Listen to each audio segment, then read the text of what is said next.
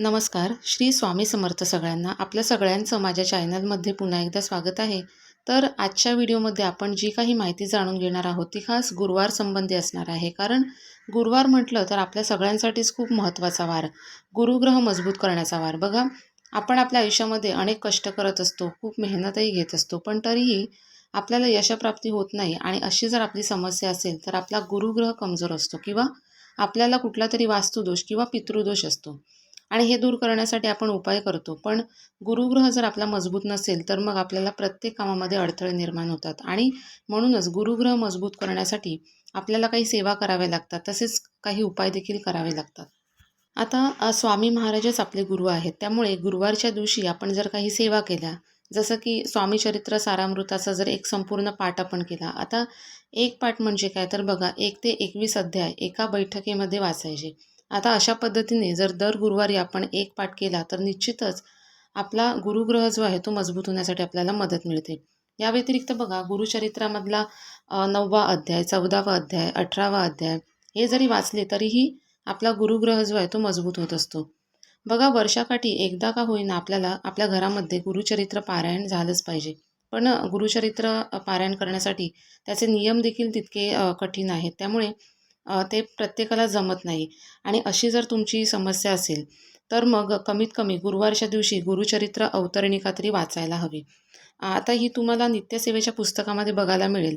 नित्यसेवेचं पुस्तक जर नसेल तुमच्याकडे तर तुम्ही गुगलवर सर्च केलं तर त्या ठिकाणी देखील तुम्हाला ते बघायला मिळेल.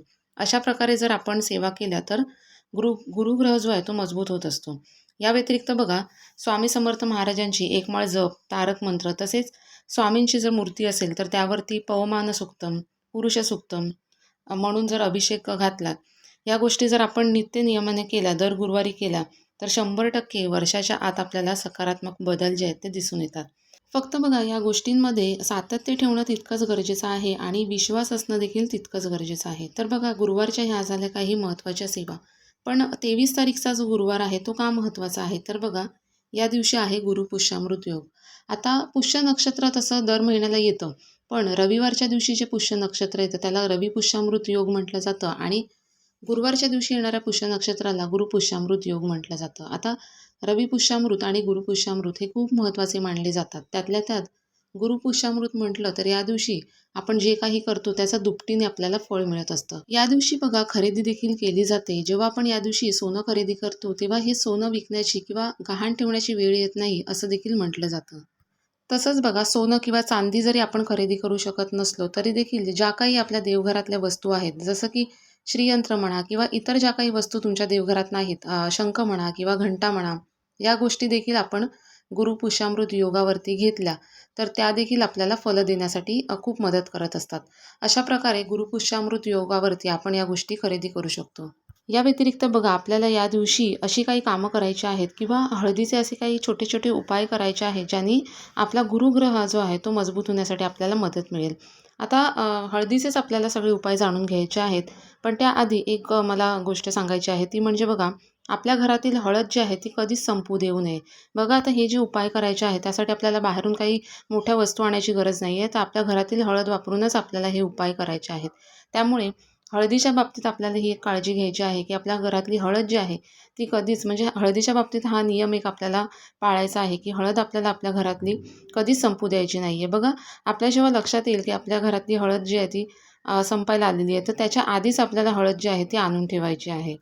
तर बघा, आता आपल्याला या दिवशी जे उपाय करायचे आहेत यामध्ये सगळ्यात पहिला आणि महत्त्वाचा उपाय म्हणजे या दिवशी आपल्याला अंघोळीच्या पाण्यामध्ये थोडीशी, म्हणजे चिमूटभर हळद टाकायची आहे आणि या पाण्याने आपल्याला अंघोळ करायची आहे. बघा, दर गुरुवारी अशा पद्धतीने आपण आपल्या अंघोळीच्या पाण्यामध्ये हळद टाकून अंघोळ केली तर आपला गुरुग्रह जो आहे तो मजबूत होण्यासाठी आपल्याला मदत मिळत असते. आणि त्याचप्रमाणे आपल्या कामामध्ये जे काही अडथळे येत असतात ते देखील सुटण्यासाठी, म्हणजे दूर होण्यासाठी आपल्याला मदत मिळत असते.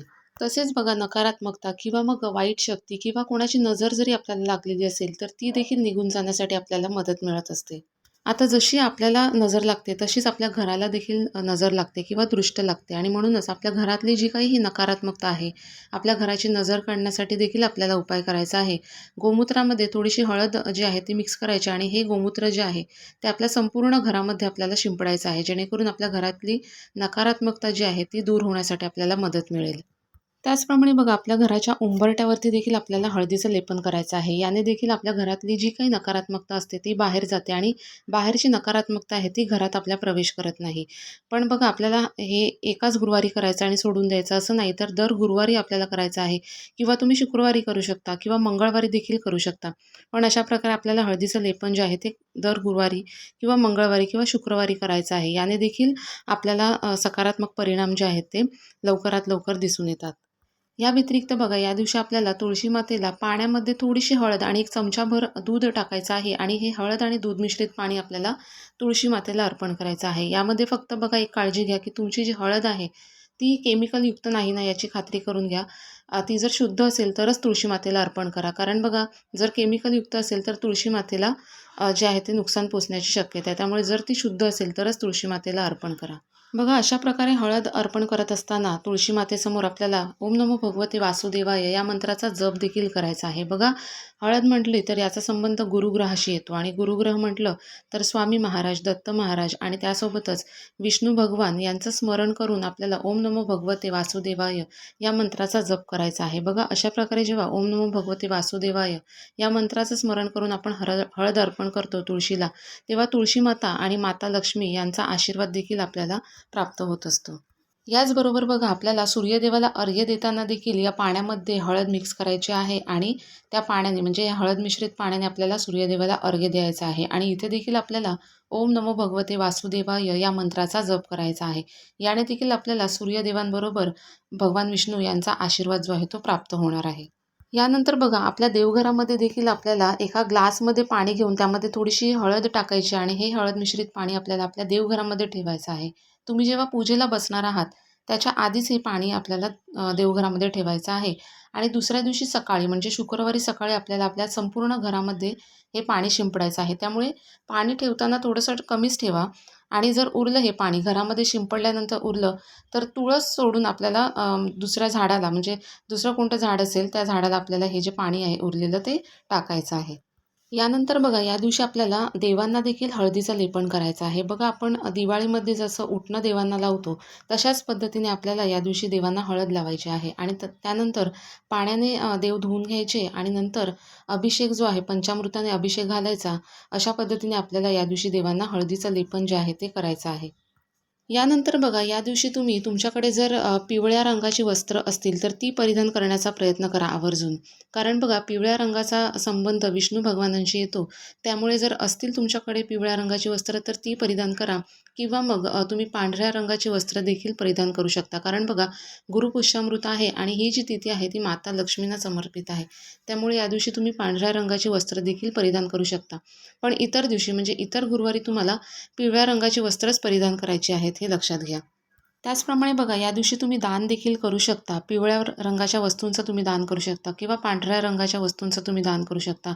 पिवळ्या रंगामध्ये तुम्ही हळद जी आहे ती दान करू शकता किंवा चण्याची डाळ, गूळ हे देखील दान करू शकता. आणि दान आपल्याला एखाद्या गरजू व्यक्तीलाच करायचं आहे आणि त्याचप्रमाणे जितकं गुप्त तुम्ही दान कराल, दान करायचं आणि कोणाला सांगायचं असं नाही, तर हे दान आपल्याला गुप्तच ठेवायचं आहे. कारण जेवढं तुम्ही दान गुप्त ठेवाल तितकंच त्याचं फळ जे आहे ते तुम्हाला प्राप्त होत असतं. त्यामुळे दान हे नेहमी गुप्त करायचं आहे आणि एखाद्या गरजू व्यक्तीलाच दान जे आहे ते करा. त्याचप्रमाणे बघा या दिवशी आपल्याला गाईला गूळ आणि चण्याची डाळ खायला घालायची आहे. बघा सलग येणाऱ्या 5 गुरुवारी जर तुम्ही हा उपाय केला, गाईला गूळ आणि चण्याची डाळ खायला घातली, तर त्याचे देखील सकारात्मक परिणाम तुम्हाला लवकरात लवकर दिसून येतील. त्याचप्रमाणे बघा या दिवशी आपल्याला केळीच्या झाडाची देखील पूजा करायची आहे. बघा केळीच्या झाडाची पूजा दर गुरुवारी तसं बघायला गेलं तर केली जाते. तुमच्या आसपास जर कुठे केळीचं झाड असेल तर या दिवशी गुरुपुष्यामृत आहे त्यामुळे अगदी आवर्जून या दिवशी केळीच्या झाडाची पूजा आपल्याला करायची आहे. केळीच्या झाडाला थोडीशी हळद अर्पण करायची आणि एक कणकेचा दिवा जो आहे तो बनवून घेऊन जायचा तिथे.